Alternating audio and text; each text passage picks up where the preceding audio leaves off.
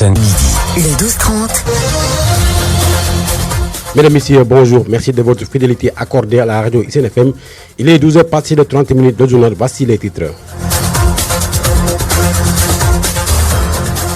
Au sommaire, la bonne répartition pluviométrique de la saison des pluies passées dans la région de Cap-Skirring a impacté positivement sur les rendements d'après le DRDR que vous entendrez dans cette édition. Liberté de la presse, contrat, rémunération, cotisation sociale, couverture maladie. La Convention des reporters du Sénégal a dressé un tableau relissant les conditions des journalistes dans une étude rendue publique à l'occasion de la journée mondiale de la liberté de la presse célébrée ce vendredi 3 mai partout dans le monde. L'actualité internationale avec Mohamed Lo dans ce studio.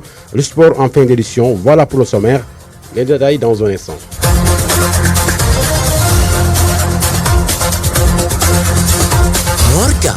Alors, la partie technique de cette édition assurée par Sidina Aline Cissé. Tout d'abord, plus de 200 jeunes professionnels ont répondu au questionnaire sur la nature de leur contrat, leur niveau de rémunération, le respect des cotisations à l'IPRES et à la Caisse de sécurité sociale. Selon l'étude dont l'agence de presse sénégalaise a eu connaissance de la plupart se contentent du minimum des salaires à la fin du mois. Et même là, c'est la croix et la bannière pour ceux qui en ont beaucoup dans le bénévole. Le plus triste, souvent obligé de dépendre des subsides immoraux que leur donnent indûment certains organisateurs d'activités qu'on appelle prompt perdium, lit-on dans le rapport réalisé par la Convention des reporters du Sénégal sur ce même rapport sur les 216 travailleurs des médias interrogés. 23,1% disent avoir des contrats à durée indéterminée contre 22,2% de contrats à durée déterminée, et soit un total de 45,3% et 17,1% ont soutenu avoir des contrats de prestation contre 11,1% de contrats stagiaires. Les 26,4% n'ont aucun lien contractuel avec leurs employés, détaillés dans l'étude qui a été rendue publique par la Convention des reporters du Sénégal. L'étude montre également que parmi ceux qui disent avoir des contrats, il y en a qui n'ont pas d'exemplaires de leur contrat. Sur les 183 personnes ayant répondu à la question, seuls 33 disent détenir un exemplaire de leur contrat de travail contre 61,7% qui n'en ont pas leur contrat de travail. Nous sommes toujours dans cette même sillage. Je peux parler de la rapport rendu public par le Reporters sans frontières de la 104e place au classement mondial de la liberté de la presse en 2023. Le Sénégal sort de la zone rouge et gagne timidement 10 places. En effet, le Sénégal est placé à la 94e place en 2024, une évolution dans les rangs et non dans le score qui reste à 55 sur 100 points.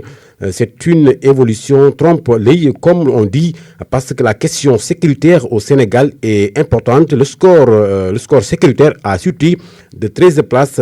Il est passé de 111 places en 2023 à 124 places en 2024, a précisé Sadibou Maron, directeur du bureau Afrique de l'Ouest des Reporters sans frontières, lors d'une cérémonie. Lors d'une conférence de presse animée ce vendredi à l'occasion de la journée mondiale de la liberté de la presse. Nous parlons tout à fait autre chose. L'intersyndicale des travailleurs de l'université, l'intersyndicale des travailleurs du Centre régional des œuvres universitaires et sociales du Sine Saloum demande aux nouvelles autorités d'augmenter l'âge de retraite.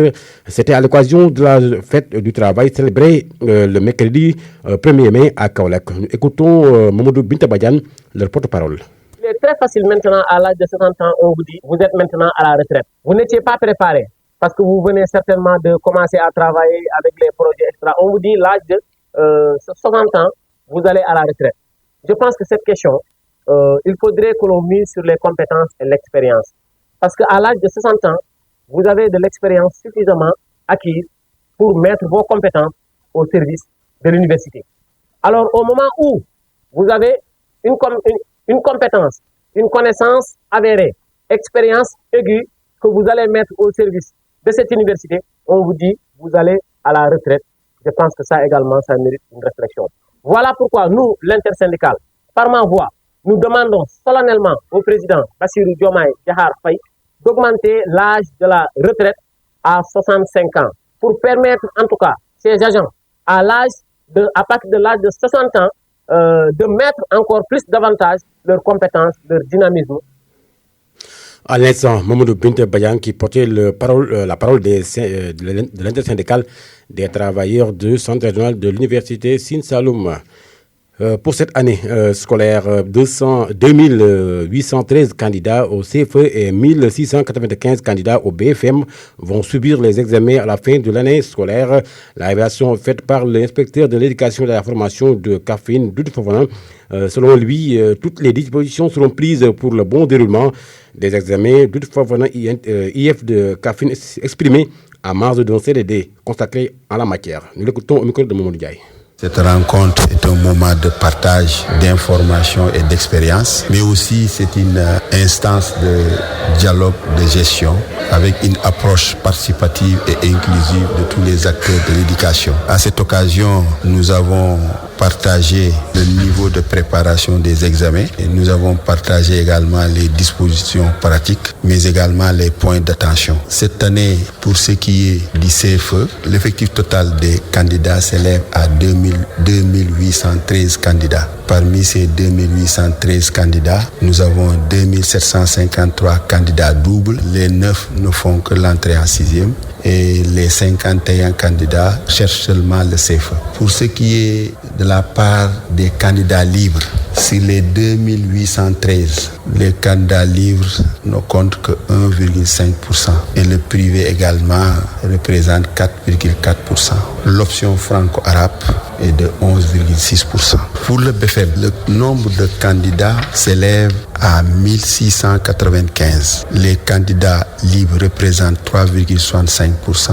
La part du privé est de 2,94%. L'option franco-arabe, 9%. Vous savez que l'IF n'organise pas le baccalauréat, mais nous sommes également un acteur non négligeable pour le baccalauréat. Donc nous sommes en train de faire une réflexion très poussée, une réflexion inclusive pour voir par rapport à cette situation les solutions à préconiser. Et je ne dis pas nous sommes en train de faire, mais nous sommes en train de mettre en œuvre des stratégies de remédiation, n'est-ce pas, de cette baisse du taux de réussite au niveau du baccalauréat.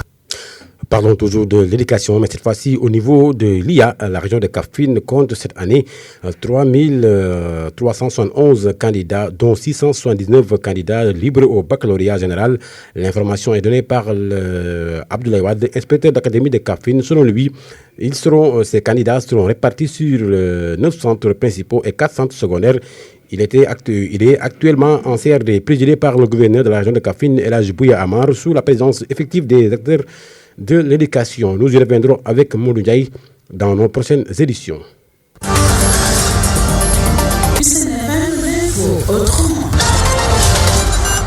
La région de Kaffrine est la première région productrice en mil avec plus de 295 000 tonnes en mil, en arachide avec plus de 300 000 tonnes pour la campagne agricole 2023-2024 selon le directeur régional de développement rural de Kaffrine. Cependant, Mamadou Badiane évoque quelques difficultés rencontrées dans ce secteur. Il s'exprimait en marge d'un CRD consacré à la campagne agricole 2024-2025. par rapport à ce CRD, nous nous réjouissons d'avoir un excellent hivernage sur le plan pluviométrique, malgré les pauses pluviométriques intermittentes, mais aussi malgré les événements orageux extrêmes. On a pu avoir une bonne répartition, une tendance excédentaire à normale par rapport à la normale 91-2020. Ce qui a fait que, malgré les pauses, malgré les événements extra, on a pu avoir une bonne répartition spatio-temporelle qui a eu un impact positif sur le développement et la croissance, sanctionné par la maturité des différentes vagues de semis. Et cela a permis à la région de Kaffrine de conserver sa position sur le mil avec la première région productrice de mil pour la campagne 2023-2024, comme l'atteste le résultat définitif de la DAPSA, avec 295 758 tonnes. L'arachide, la première place également, avec 360,069 tonnes. Le sorgho, la première région, avec 95 552 tonnes, même s'il y a une baisse par rapport à l'année dernière. Le maïs, la troisième place également pour cette année, après Kolda et Sédhiou, avec 147 872 tonnes. Le riz, on a fait un bond, on est passé de 648 tonnes l'année dernière à 1011 tonnes. Le coton, on est classé quatrième après Kolda, Touamba, Kounda et Kédougou, avec 128 tonnes. Les niébé, on occupe la 9e place avec 2336 tonnes. Le manioc,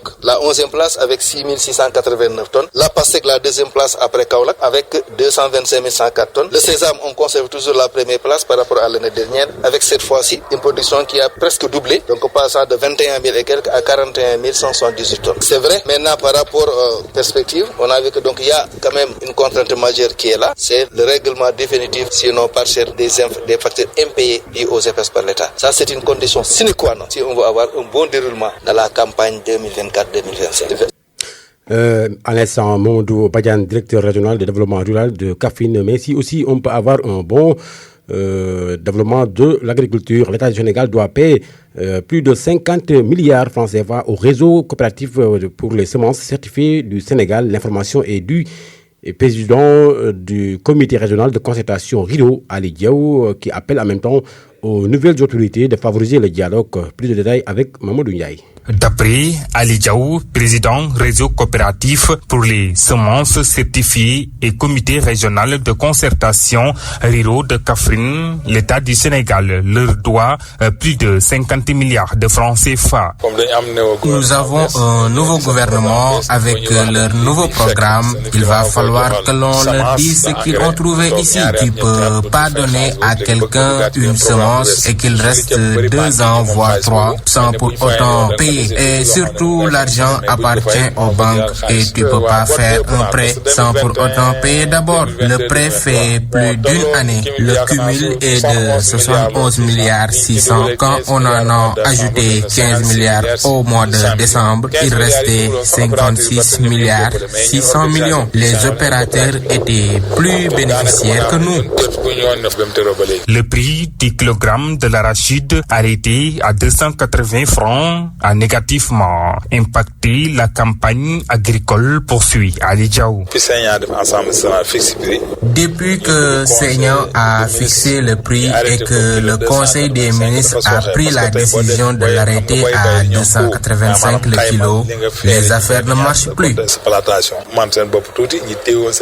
Cependant, il invite les nouvelles autorités à favoriser le dialogue afin d'atteindre l'objectif qui est la souveraineté alimentaire.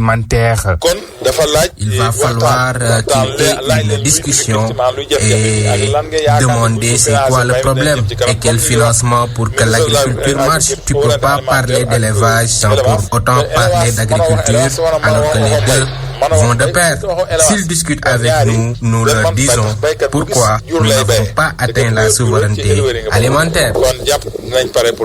Il s'exprimait à marge d'un CRD axé sur les préparatifs de la campagne agricole 2024-2025.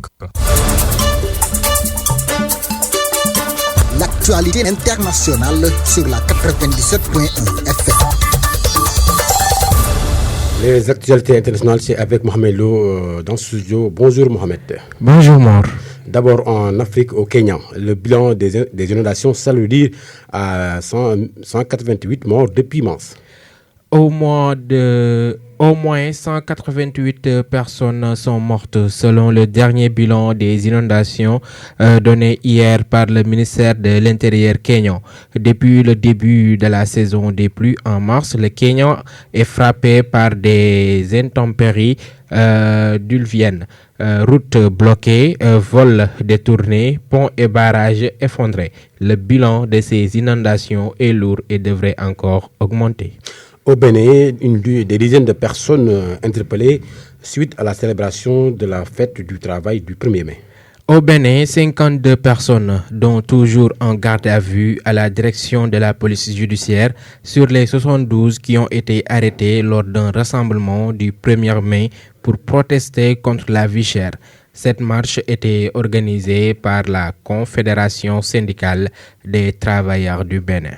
En France, Reporters sans frontières dénonce la précision politique et d'intervention dans son classement 2024. L'ONG Reporters sans frontières a publié aujourd'hui son 22e classement annuel sur la liberté de la presse dans le monde. Si la Norvège reste le pays le mieux noté, l'Érythrée a supplanté la Corée du Nord à la dernière place, tandis que la France, elle, passe de la 24e à la 21e place dans cette édition 2024 qui met en exergue une moindre protection du journalisme par les États.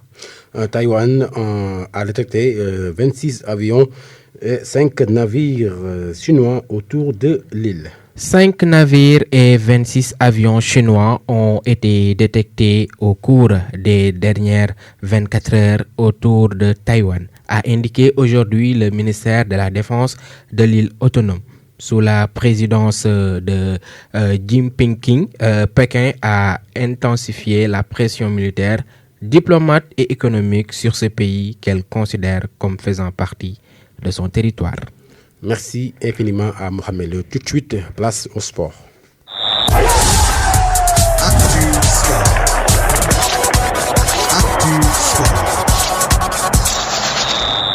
Résultat des 16e de finale de la Coupe du Sénégal. Hier, Gorée et CNFC d'Excellence ont neutralisé 0 but partout, mais sur les séances de tir au but, le CNFC d'Excellence de Thiès a battu 6 buts contre 5. Dakar Dial Diop a battu sur le score 2 buts à 0 Kayor Foot. Africa Promo Foot s'est incliné devant Zandark de Dakar sur le score de 3 buts à 0. Casa Sport et Génération Foot se sont soldés sur le score de 0 partout en temps réglementaire. Aux séances de tir au but, Casa Sport a battu 5 buts contre 4. Kayor Kermajor a également battu Afrique Avenir de Dakar sur le score 2 buts à 0. Résultat des demi-finales allées de la Liga Europa. Hier, Roma s'est incliné devant Bayern de Leverkusen sur le score 2 buts à 0. L'Olympique de Marseille et Atlanta, le match est soldé sur le score 2 buts partout. C'est ce qui m'a fait en ce journal. Tout de suite, le rappel des titres. Morka.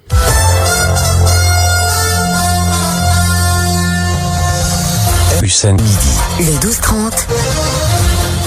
La bonne répartition pluviométrique de la saison des pluies passées dans la région de Kaffrine a impacté positivement les rendements d'après le directeur régional du développement rural que vous avez entendu dans ce journal.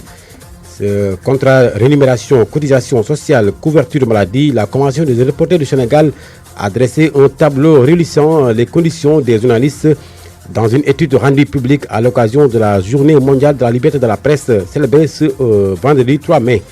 L'actualité internationale, c'était avec Mohamed Lo, le sport qui a mis fin à ce journal, présenté avec immense plaisir par Morka. La partie technique est assurée par Sirina Alinsuté. Gardez l'écoute. L'information revient à partir de 13h30 en Wolof. D'ici là, vous êtes en compagnie de notre programme Juma Moubarak.